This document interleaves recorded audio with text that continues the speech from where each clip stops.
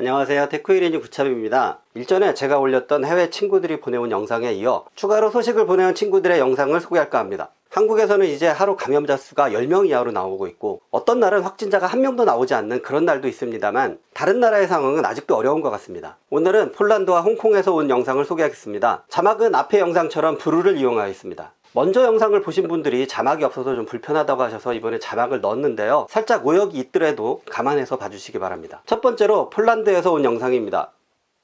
Hello, I'm Susanna. I'm from Poland, from Poznań exactly. At this moment, the situation is really dramatic. Firstly, 45 people passed away and 2,633 people are sick. But I think the statistics are wrong because it's more, but our government doesn't see through. People are really frustrated and there is stress because they know exactly what's going on around them. Cafes, restaurants, schools, universities are closed. For a lot of companies work like from home office, so it's helping, but a lot of people still work because they have a choice. But a lot of companies will close soon and a lot of people will lose their job. So that's why people are stressed and don't know how they behave. For example, in my university, I don't know exactly when I'm coming back. Also, I don't know when I'm coming back to my work. So there is like a lot of questions. Also, the situation in hospitals is really strict. Because in hospitals is lacking masks. A lot of doctors, personals are sick, and I think in 2-3 weeks will be like a culmination, because now this amount is increasing, but it will be worse for sure. Also, our borders are closed, so we cannot leave our country. If you want to come back, for example, from Germany, you have to stay 2 weeks at home. You cannot go out. You just can go to walk with your dog, and if you want to go to doctor, or if you have to go to job. If not, you have to stay at home. For example, we have also problems with weddings because they cannot happen. It's forbidden to organize some big events. I don't know when will end, but it's a big problems for young people. It's really frustrating. We have to vote in May we have to choose our new president in May, and it's in 1 month, so we don't know that it happens, but at this moment, yes. So it's really interesting because other countries decided to not to organize a vote, but let's see what happens. But now, what can we do? Is just staying at home, just to be safe, and this is what I think. So I'm not like I'm really sad, I'm not like I'm crying, I just want to be healthy and stay home for everyone. But Polish people do it. Polish people stay at home, don't go, and it's not so bad situation like in Italy or in Spain. So I hope that we will not have the same that in this other country. So guys, let's be healthy, let's stay positive and be strong. 폴란드도 환자가 급증하면서 사회가 많이 불안한 것 같습니다. 카페와 모든 학교가 문을 닫았고 실업자도 많이 증가를 했다고 합니다. 빨리 안정화가 되길 바랄 뿐입니다. 두 번째는 홍콩에서 온 영상입니다.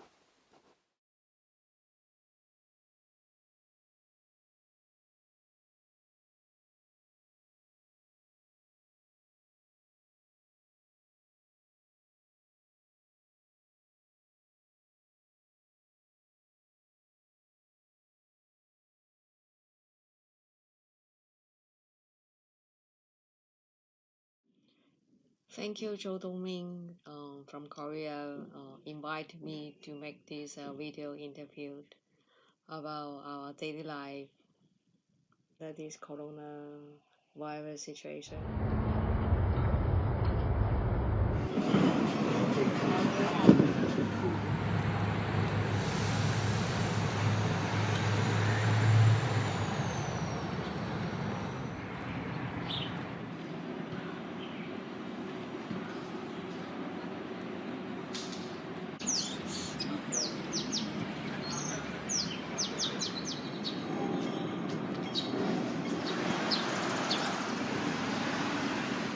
If the clubs rent the land from government, the all sport facilities have to be shut down.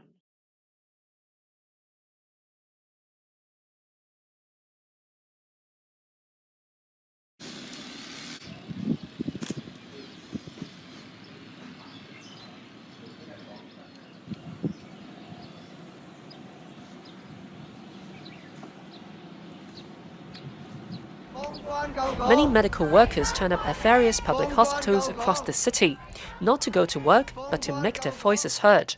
They chanted slogans and handed out leaflets, urging their colleagues and members of the public to support their cause.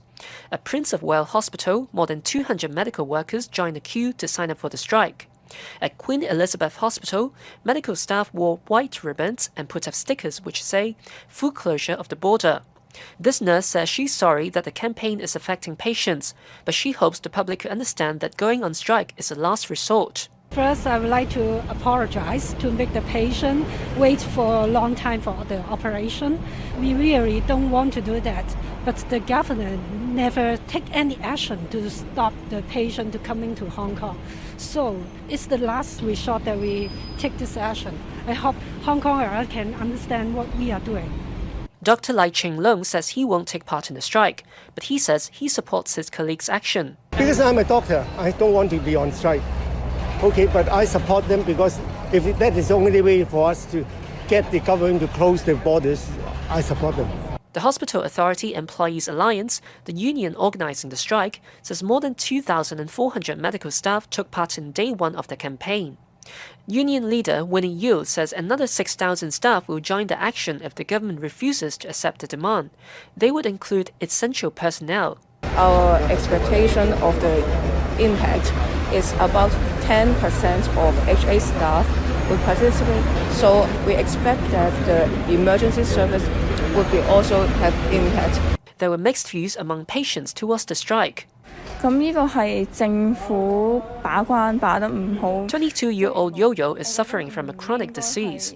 She says she has to go to the hospital to get an injection every month, but she says she supports the strike because the government is not doing enough to protect the medical workers. This woman, however, says she doesn't think health professionals should use the strike to force the government to close the border. She thinks they are politicizing the matter and putting patients' health at risk. Chief Executive Carrie Lam says the government's decisions to shut down more border crossings has nothing to do with the strike. She also had some tough words for those behind the campaign, saying anyone who thinks they could use such an extreme way to put pressure on the government will not succeed.